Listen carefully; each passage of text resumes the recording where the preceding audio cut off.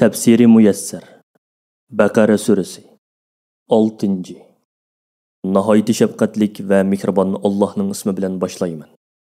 Ey Isroil avlodi, mening sizlarga bergan sonsiz ne'matlarimni va bir zamonlarda oranglardan ko'plagan payg'ambarlarni chiqarib, ularga kitoblarni nozil qilish orqali sizlarni jahon ahlidan ustun qilganligimni aslanglar. Sizlar qiyomat kunidagi hisob berishdan qo'rqinglarki, u chaqda hech kimga qilchilik yordam qilinmaydi. Allah hech kimdan azobdan qutulib qilishi uchun fidya qabul qilmaydi. Shafaat foyda bermaydi. Kafirlarga hech kim yordam qilinmaydi. Ey payg'ambar, shuni aslaginki, o'z vaqtida Alloh Ibrohimni uningga buyurilgan ba'zi ahkomlar bilan sinagan. Ibrohimni ularni to'liq o'rindigan edi. Alloh uningga, seni cho'qim insonlarga peshvo qilaman dedi. Ibrohim, ey Rabbim, o'z fazli marhamating bilan mening avlodim ichidan peshvolarni chiqargin deb tiladi. Allah javob berib, sening naslingdan bo'lgan taqdirdami yomon ish qilib o'ziga zulm qiluvchilar dinda peshvo bo'lanmaydi dedi. Ey payg'ambar, shuni aslaginki, o'z vaqtida biz Ka'bani kishilar uchun haj, umra, tavob, namoz qatorliq ibodatlarda jam bo'ladigan o'rin va dushmanlar hujum qilolmaydigan omon joy qilib bergan va ularga maqomi Ibrohimni namoz o'qiydigan joy qilinglar degan edik. Maqomi Ibrohim alayhissalom Ka'bani bino qilganda ustiga chiqib turgan toshning o'rnidir. Ibrohim bilan uning o'g'li Ismoilga mening uyim bo'lgan Ka'bani tavob qiluvchilar, etikobda o'ltirg'uchilar, ruku qiluvchilar va sajda qiluvchilar uchun barliq bosqinchiliklardan tozalab pok tutinglar deb buyurdik. Ey payg'ambar, shuni aslaginki, o'z vaqtida Ibrohim Rabbiga iltijo qilib, ey Rabbim, Makka shahrini qo'rqinchlardan omon va tinch shahar qilib bergin. Aholisidan Allohga va oxirat kuniga iymon etganlarni turlik mevalar bilan rizqlantirgin degan edi. Alloh ularning orasidan kofir bo'lgan odamni bu dunyoda rizqlantiraman.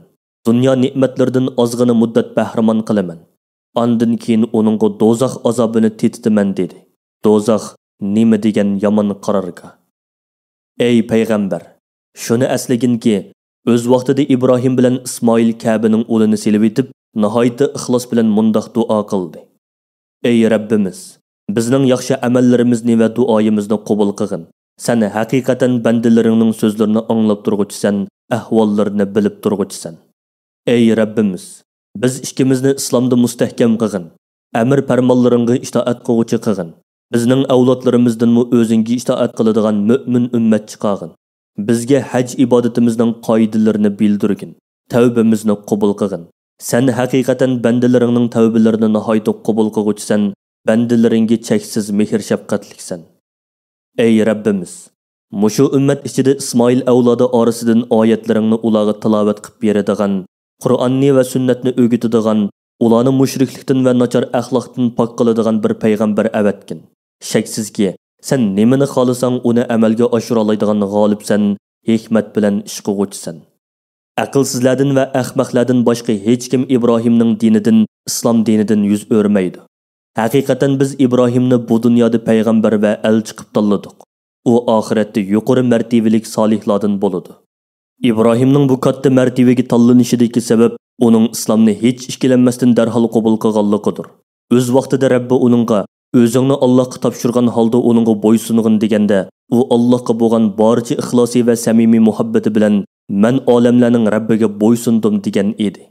Ibrohim bilan Yaqub o'z o'g'illariga islomda mustahkam turishni vasiyat qilib, "Ey o'g'illarim, Alloh sizlarga islom dinini tanladi.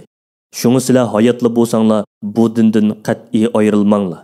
Sizlar o'lgandimi faqat musulmon holatinglar bilan o'linglar" dedi. Ey yahudilar, Yaqubjon uzayotgan vaqtida sizlar uning yenida bormidinglar? Shu chaqda Yaqub barliq o'g'illarini yig'ib ulardan, "Men vafot bo'lgandan keyin sizlar nimaga ibodat qilasizlar?" deb so'raganda, ular, "Sening ilohing va ota-buvlaring Ibrohim, Ismoil, Ishoqlarning ilohi bo'lgan bir Allohga ibodat qilamiz. Biz uningga itoat qiluvchimiz" dedi. Ular sizlardan ilgari o'tgan bir ummatdir. Ularning amallari o'zi uchundir, sizlarning amalinglarmi o'zinglar uchundir. Sizlar ularning amallari to'g'riliq savol so'roq qilinmaysizlar.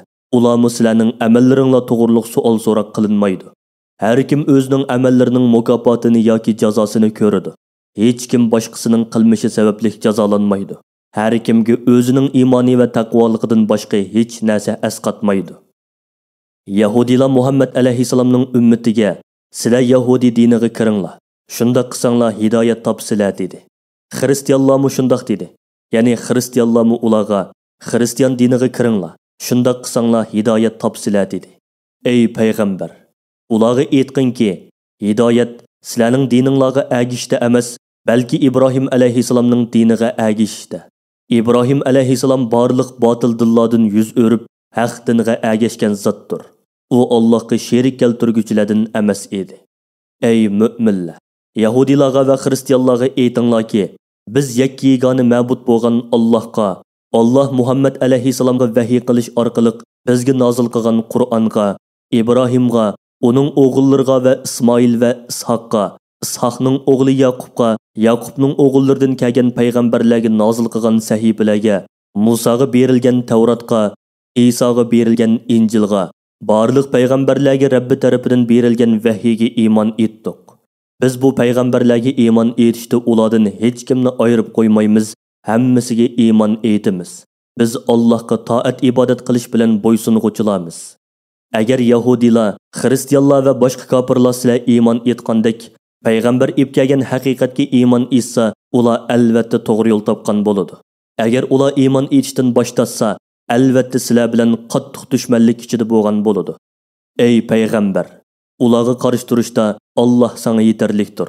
Alloh seni ularning yomonligidan saqlaydi va sana ularga qarshi yordam qiladi. Alloh sizlarning so'zlaringlarni anglab turguchidir, ahvolinglarni bilib turguchidir.